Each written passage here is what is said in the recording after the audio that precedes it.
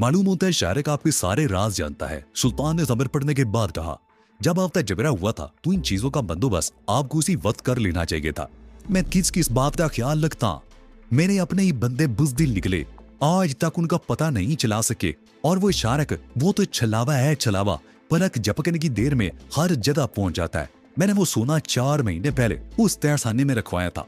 मेरा ख्याल था वहां महफूज रहेगा, मगर वो तो हर जगह पहुंच रहा है। वो सोना मेरी आखिरी उम्मीद थी। अब मैं वाकई बिल्कुल बर्बाद हो चुका हूँ। मेरे पास कुछ नहीं बचा।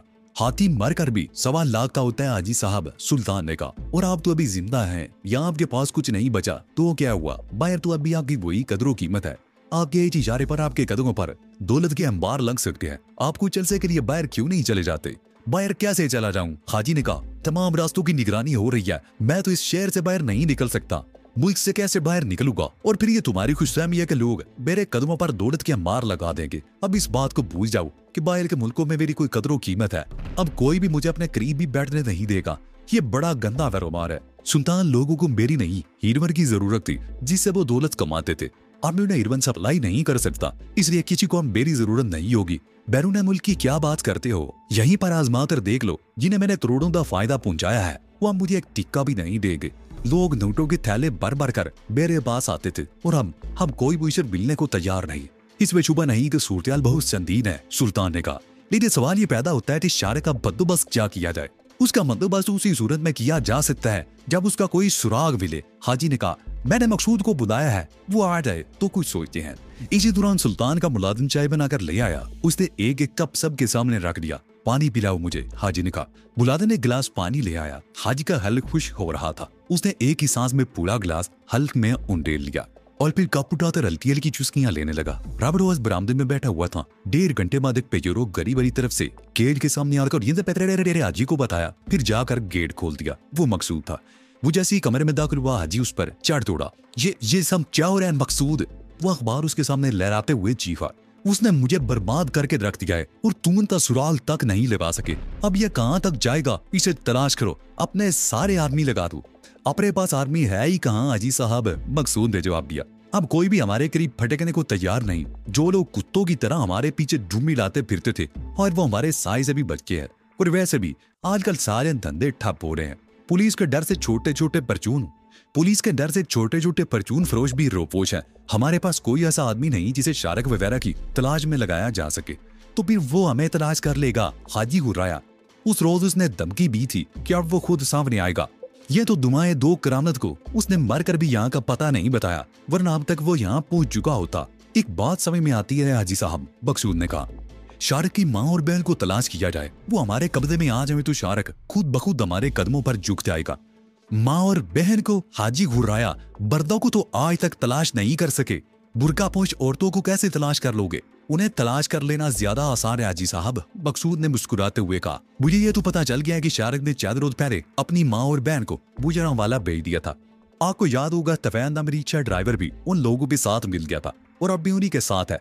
वो गुजरांवाले का रहने वाला है। मुझे शुबा है कि शारिक ने अपनी माँ और बहन को उसी के घर भेजा होगा। क्यों ना वहाँ चेक किया जाए? तो फिर मालूम करो, इंतजार किस बात का है? हाजी ने कहा। कल मैं खुद गुजरांवाला जाऊंगा और मुझे उम्मीद है कि कल शाम से पहले आपको अच्छी खबर सुनने को मिलेगी, मकसूद ने कहा। मुझे कल रात तक उसका पता चाहिए, हाजी ने कहा। उसकी बहन को पकड़ कर लाओ या माँ को, फिर मैं देखता हूँ वो कैसे मुझसे बचकर निकलता है। फिक्र मत करे हाजी साहब, अब वो बचकर नहीं जाएगा, मकसूद ने कहा। कुछ देर बाद मकसूद चला गया। उसके जाने के बाद मुलाजिम ने नाश्ता तैयार किया। हाजी ने बड़ी मुश्किल से 4 नवाले अलग से उतारे और अपने कमरे में आ गया। दोपहर तक कमरे में टहलता रहा। उसका दिमाग उससे लग रहा था। दारोगा वाला कुटी पर पुलिस के छापे ने उसकी सारी उम्मीदें खत्म कर दी थी। यह हकीकत थी कि उसका सब कुछ खत्म हो गया था। असले की चंद पेटियां और 4 मन सोना। उसे सोचा था कि सोना लेकर वो इंडिया की तरफ निकल जाएगा, लेकिन इसी दौरान शारिक ने उसे एक लम्हे को भी चैन से बैठने नहीं दिया था। और बिराता यह सोना भी उसके हाथ से निकल गया। कोठी के नीचे तय खाने के रास्ते का सिर उसे, मकसूद और इरफान को इल्म था। शारिक को तो मालूम भी नहीं था कि उस कोठी के नीचे कोई तय खाना भी है। उसे इरफान ही लेकर वहां पहुंचा था और अब हाजी सोच रहा था कि उसने इरफान के साथ ज्यादती की थी। उसे इतनी सख्त सजा नहीं देनी चाहिए थी और अब वो अपना इंतजाम ले रहा था। और ये हाजी की बदकिस्मती थी कि इरफान शारिक के हाथ लग गया था। हाजी रात भर जागा, आंखों में शदीद जलन थी। लगता था जैसे किसी ने उसकी आंखों में बट्टी भर मिर्चें झोंक दी हो। वो बिस्तर पर लेट गया और उसके कुछ देर बाद ही उसकी आंख लग गई। दोपहर को दिलावर 2 मरतबा उसके कमरे में आया और हाजी को सोता देखकर वापिस चला गया।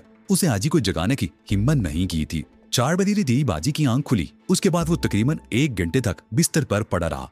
उस वक्त वो बरसों का बीमार लग रहा था। दिलावर कमरे में आया तो उसकी तरफ देखते हुए बोला, हाजी साहब आप उठकर मुंह हाथ धो लें, मैं खाना गर्म करवाता हूँ। दोपहर को मैंने आपको जगाना मुनासिब नहीं समझा था। खाना इस वक्त क्या खाना है, चाय बनवा दो, बस यही काफी है। हाजी ने बिस्तर से उठते हुए कहा। चाय हाजी ने लान में बैठकर पी। सुल्तान भी वहीं बैठा हुआ था। दिलावर और राबलवाल 4 गज दूर घास पर बैठे सिगरेट के कच लगा रहे थे। 9 बजे करीब मकसूद भी आ गया और उसी वक्त मुलादन ने आकर बताया कि खाना तैयार हो गया है। वो लोग उठकर अंदर आ गए। हाजी ने पहले नवाला उठाया ही था कि टेलीफोन की घंटी बजी।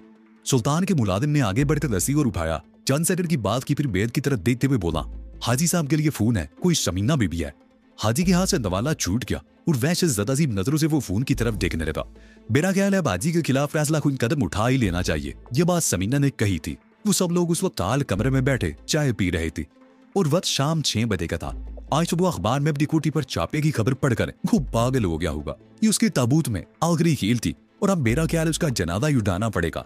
समीना बीबी ठीक कहती है शारिक बाबू, तफैल ने कहा, आज उसका किस्सा खत्म ही कर देना चाहिए।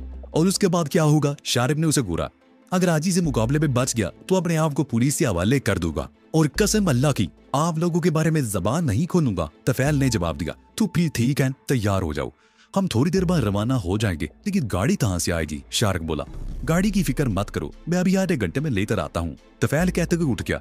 तफैल के जाते ही उन्होंने तैयारी शुरू कर दी। तय पाया तो सिर्फ मर्द जाएंगे और औरतें घर पर ही रहेंगी, लेकिन समीना उनके साथ जाने पर मदद थी। ले चलो शारिक माऊ, इसे भी आखिरी मालिके में हाजी के साथ 2-2 हाथ कर लेने दो, नौलखे ने कहा। और फिर समीना भी तैयार हो गई। उसने जीन्स और काली टी शर्ट पहन ली। नौलखे ने क्लाशनकोव राइफलें निकाल ली। तमाम राइफलों के मैगजीन चेक किए और हर राइफल के साथ साथ एक फादन मैगजीन भी रख दिया। आधे घंटे बाद तफैल एक कार चोरी करके ले आया। कहाँ से लाए कार? शारिक ने पूछा। कोट ख्वाजा सईद की एक गली में खड़ी थी, चाबी इग्निशन में लगी हुई थी। मौका मिलते ही मैं इसे ले आया। वही इतवार से टैंकी भी भरी हुई है, तफैल ने जवाब दिया। 10 मिनट बाद उस गाड़ी में रवाना हो गए। समीना शारिक के साथ फ्रंट सीट पर बैठी थी। 9 लका इरफान और तफैल पिछली सीट पर। ठीक 9 बजे वो उस इलाके में पहुंच गए। पहले उन्होंने कोठी के आगे और पीछे एक चक्कर लगाया और फिर वहां से तकरीबन 100 गज दूर एक मकान के सामने गाड़ी रोक ली। उस दुकान के एक पिलर पर दत्ते पर टेलीफोन की सहूलत मौजूद है लिखा हुआ था। समीना कार से उतरकर दुकान पर आ गई। उसने दुकानदार से टेलीफोन मांगा और सेट लेकर काउंटर के आखिरी सिरे पर चली गई और सुल्तान के बंगले का नंबर मिलाने लगी। कॉल फौरन रिसीव कर ली गई। वो सुल्तान का मुलाजिम था। हाजी से बात कराओ, उससे कहो मैं समीना बात कर रही हूँ। समीना ने कहा। चंद सेकंड खामोशी रही, फिर हाजी की आवाज सुनाई दी, तुम कुतिया, मैं तुम्हें जिंदा, तुम्हें बोलने के लिए अल्फाज नहीं मिल रहे, पहले सोच लो तुम्हें क्या कहना है। सबीना उसकी बात काटते हुए बोली, तुम समझते हो यहाँ महफूज हो? हमने तुम्हें जान बूझकर मोहलत दे रखी थी, वो मोहलत खत्म हो रही है। अब तुम्हारे पास सिर्फ 15 मिनट है। इसी दौरान है तो तुम अपने साथियों समेत हाथ उठाकर बाहर आ जाओ और अपने आप को हमारे हवाले कर दो, तो हम तुम्हें कुछ नहीं कहेंगे, बल्कि बड़े एहतराम से पुलिस के हवाले कर देंगे। लेकिन ठीक 15 मिनट बाद तुम्हारी कोठी पर हमला शुरू हो जाएगा। ये बात ज़हन में रखो, तुम्हारे पास सिर्फ 15 मिनट है। सबीना ने जवाब का इंतजार किए बगैर फोन बंद कर दिया। जीन की जेब से 5 रुपए का नोट निकालकर टेलीफोन सेट के करीब रखा और वापिस आकर कार में बैठ दी। कार ने पहले गली का चक्कर लगाया। नौलता और तफैल कार से उतरकर बड़ी तेजी से सामने वाली कोठी के आगे खड़ी हुई एक कार के पीछे छुप गए। उन दोनों ने चादरें ओढ़ रखी थी और चादरों के अंदर राइफलें छुपी हुई थी। कार ऊपर से मूव कर नाले वाली तरफ आ गई। शारिक ने पहले समीना को उतारा, फिर इरफान को और चकदस आगे जाकर कार रोक ली और नीचे उतरकर कार के पीछे खड़ा हो गया। समीना और इरफान नाले में उतर गए। इस तरह उन्हें नाले की मुंडेर की आड़ मिलते। उस वक्त 9:30 बजे थे। सड़क पर और गली में भी लोगों की आमदोरफ्त थी।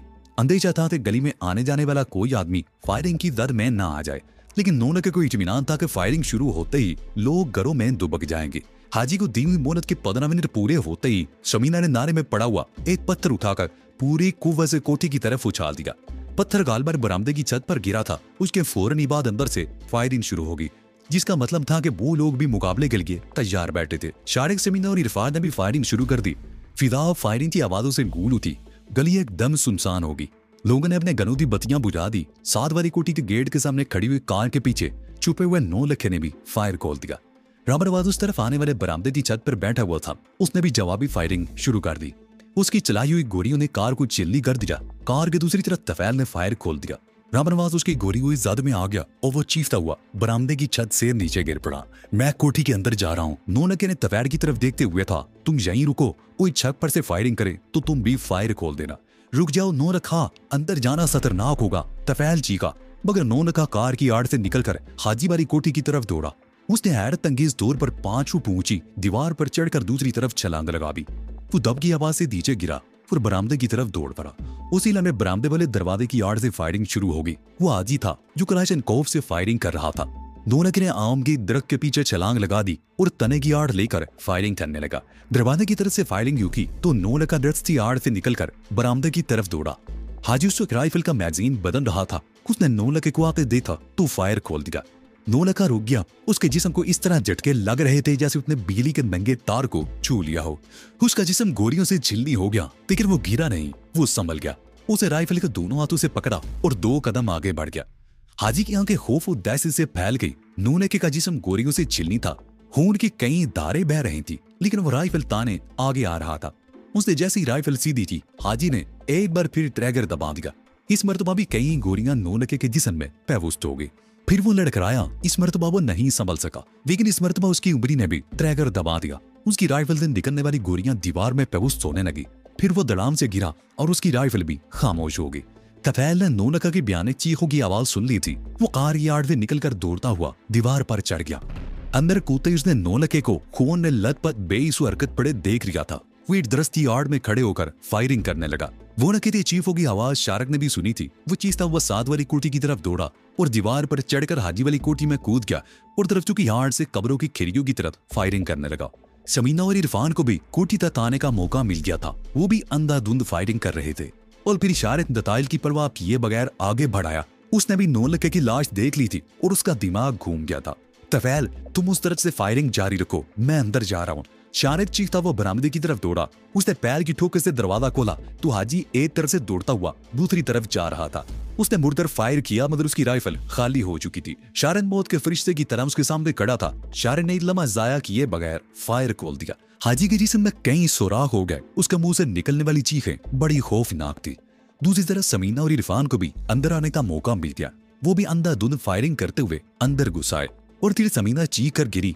उसकी टांग में घुटने से कुछ ऊपर बोरी लगी थी। तफैल भी अंदर आ गया। शारक पर जैसे जुनून सा तारी हो गया था।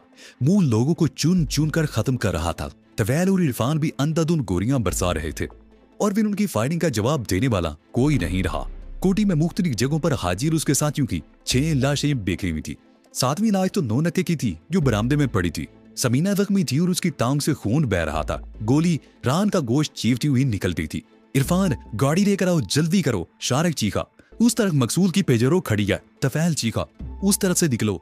उसने बाहर आकर नौनके की लाश कंधे पर लाद दी। शारक ने जख्मी समीना को उठाकर कंधे पर डाल दिया। इरफान दौड़ता हुआ बाहर आ गया। पेजेरो का दरवाजा लॉक नहीं किया गया था और चाबी भी इग्निशन में मौजूद थी। नौनके की लाश पीली सीट पर डाल दी थी। एक सीट पर शारक समीना को लेकर बैठ गया और इरफान ड्राइविंग सीट पर बैठ गया और फिर दूसरे इलम में पेजेरो एक जोरदार झटके से आगे बढ़ी और गली से निकलकर तेज रफ्तारी से सड़कों पर दौड़ने लगी। वो ने तेरी लाश हाल कमरे में चारपाई पर पड़ी थी। शाहपरी लाश से लिपटी बिलक बिलक कर रो रही थी। शाहपरी उनका साथ अफगानिस्तान से था। वो नौनके से बहुत ज्यादा मानूस हो गई थी। उन सब ने हमेशा एक दूसरे का साथ दिया था। किसी एक को मामूली सी तकलीफ भी होती तो सब तड़प उठते। और नौनका की जख्मों से चूर लाश देखकर रदिया और शाहपरी भी अपने आप पर काबू नहीं रख सकती थी। शाहपरी की हालत तो बहुत खराब थी। रदिया को शारब उस कमरे में ले गया जहां उसने जख्मी समीना को लिटाया था। इत्तफाक से 2 दिन पहले रदिया ने बालार से कुछ ऐसी दवाएं मंगवा ली थी जो ऐसे मौके पर काम आ सकती थी। रदिया ने समीना की तरफ देखते हुए शायर को बाहर निकल जाने का इशारा किया और शाहपरी को अंदर बुलाकर दरवाजा बंद कर लिया। वो तकरीबन आधे घंटे बाद बाहर निकली। शायर का नौनके की लाश के पास खड़ा आंसू बहा रहा था। रदिया को देखकर वो उसकी तरफ लपका। परेशानी की कोई बात नहीं, रजिया ने कहा। गोली गोश्त को चीरती हुई निकल गई थी। मैंने ड्रेसिंग कर दी है, चंद रोज में ठीक हो जाएगी। शारिक समीना के कमरे में आ गया। वो बेड पर लेटी हुई थी। खून ज्यादा बह जाने की वजह से उसके चेहरे पर जर्दी फैली हुई थी। शारिक को देखकर उठने की कोशिश करते हुए बोली, मुझे नौनके के पास ले चलो प्लीज। शारिक चंदन उसकी तरफ देखता रहा। फिर वह समीना को सहारा देकर हाल कमरे में आ गया और सोफे पर बिठा दिया। समीना ने जख्मी टांग आगे को फैला दी थी। नौनके की लाश देखकर समीना की आंखों से आंसू बह निकले। इरफान और तफैल भी आंसू बहा रहे थे। शाहपरी तो चारपाई की पट्टी से लगकर बैठती थी। तफैल, शारिक ने उसकी तरफ देखते हुए कहा, तुमने कहा था कि हादी से मुकाबले के बाद तुम अपने आप को पुलिस के हवाले कर दोगे। हाँ शारिक बाबू, तफैल बोला, मैं सुबह ही अपने आप को पुलिस के हवाले कर दूंगा, सिर्फ तुम ही नहीं, हम सब। शारिक बोला, हाजी का भी रूह खत्म हो गया है और हाजी के खात्मे के साथ ही हमारा मकसद भी पूरा हो गया है। अब अगर कोई और हाजी पहला होता तो उसका रास्ता रोकने के लिए कोई और शारिक और नौलखा भी आ जाएगा। इसलिए मैंने फैसला किया है कि अपने आप को कानून के हवाले कर दिया जाए। तुम सब लोगों का क्या ख्याल है? वो तकरीबन 1 घंटे तक मशवरा करते रहे और फिर सबने शारिक का साथ देने का फैसला कर लिया। उसके थोड़ी देर बाद शारिक पिजरो पर कहीं चला गया। उसकी वापसी 1.5 घंटे बाद हुई। पिजरो में एक बोरी रखी हुई थी जिसमें सोने के बिस्किट भरे हुए थे। ये वही सोना था जो तकरीबन 4 महीने पहले कुसूल के इलाके में हाजी के आदमियों से छीना गया था। और फिर 3 बजे के करीब शारिक टेलीफोन पर एसपी सोहेल से बात कर रहा था। ये तुमने क्या किया शारिक? एसपी सोहेल कह रहा था। 6 आदमियों का कत्ल कोई मामूली बात नहीं। सुबह जब ये खबर अखबारात में छपेगी तो पूरे शहर में एक हंगामा उठ खड़ा होगा। हंगामा नहीं, जश्न, शारिक ने कहा। हाजी के कत्ल और उसके गिरोह के खात्मे पर लोग जश्न मनाएंगे। मैं एक बार फिर कह रहा हूँ, अपने आप को रोक लो शारिक, सोहेल ने कहा। आप भी वक्त रहें, मैं पूरी कोशिश करूंगा कि मैंने आपका मशवरा मानने का फैसला कर लिया है। शारिक ने उसकी बात काटते हुए कहा, मैं अपने साथियों समेत सुबह 6 बजे अपने आप को आपके सामने सरेंडर करने को तैयार हूँ। सुबह 6 बजे मीनारे पाकिस्तान के सामने।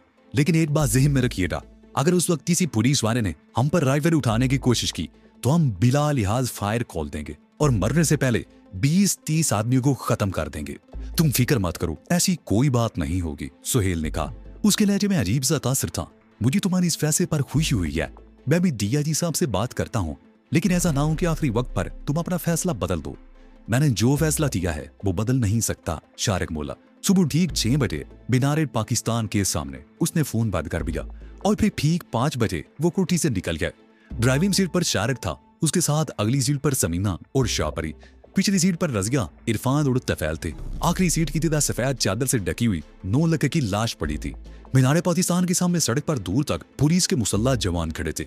गेट के सामने वसील लान में भी पुलिस वाले बड़ी तादाद में मौजूद थे। सड़क पर बसों और दूसरे ट्रैफिक की आमदोरफ्त जारी थी। शारिक ने शाही तला के ऐन सामने मीनारे पाकिस्तान के लान बंद गेट में पिजेरो मोड़ दी। गेट पर खड़े हुए पुलिस वाले अलर्ट हो गए। एक इंस्पेक्टर पिजेरो के साथ साथ चलने लगा। तकरीबन 50 गज आगे जाकर शारिक ने पिजेरो रोक ली। वहां डीआईजी और पुलिस के कई आला अफसरान खड़े थे, उनमें एसपी सोहेल भी था। शारिक ने इंजन बंद कर दिया, चंद लम्हे अपनी सीट पर बैठा रहा और फिर नीचे उतर आया। इरफान और तफैल ने भी नीचे उतरकर नोनके की लाश पर गाड़ी से निकालकर नीचे रख दिया। और फिर उन सबने अपनी अपनी राइफलें पिजेरो से निकाल ली। एसपी सोहेल डीआईजी के साथ खड़ा था। सबसे पहले शारिक ने आगे बढ़कर अपनी राइफल एसपी सोहेल के कदमों में रख दी। समीना और इरफान वगैरह ने भी उसकी तकरीर दी और फिर उन सब ने अपने हाथ आगे बढ़ा दिए। डीआईजी ने इशारा किया। शारिक और उसके साथ यूं कथकड़ियां पहना दी गई। उन अफीसरों के साथ अखबारात के रिपोर्टर भी खड़े थे। उन्होंने शारिक और समीना को घेर लिया, लेकिन शारिक और समीना ने अपनी जबानें बंद रखी। जब उन्हें पुलिस की गाड़ी में सवार कराया जाने लगा तो शारिक ने एसपी सोहेल को मुखातिब करते हुए कहा, मेरी ख्वाहिश है कि 9 नके की तदफीन पूरे एहतराम से की जाए। समीना जख्मी है, इसकी टांग में गोली लेती है, इसे मुराद बिलाल की जरूरत है और शाहपरी अफगान लड़की है, इसे हम अफगानिस्तान से लेकर आए थे, ये बेगुनाह है और मेरी माँ और बहन का ख्याल रखा जाए। शारिक साहब, एक प्रेस रिपोर्टर चीखा, आप अपने बारे में कुछ कहना चाहेंगे? इस वक्त सिर्फ इतना कहूंगा कि किसी शरीफ आदमी को जुर्म के रास्ते पर ना धकेला जाए। पुलिस में बदुरमान और राशि लोगों की नहीं, एसपी सोहेल जैसे जिम्मेदार, दयानतदार और फलशनास लोगों की जरूरत है। बाकी मुझे जो कुछ भी कहना है अदालत में कहूंगा। अगर मुझे कहने की इजाजत दी गई तो वो पुलिस की गाड़ी में बैठ गए। गाड़ी हरकत में आ गई। 2.5 साल पहले एक मासूम बच्चे पर जुल्म इस्तबदाद का जो ड्रामा शुरू हुआ था वो अपने पीछे एक तवील खून शकां दास्तान छोड़कर खत्म हो गया था। मिलते हैं एक नई स्टोरी के साथ, तब तक अपना और अपने प्यारों का बहुत सा ख्याल रखिएगा। अल्लाह निगहबान।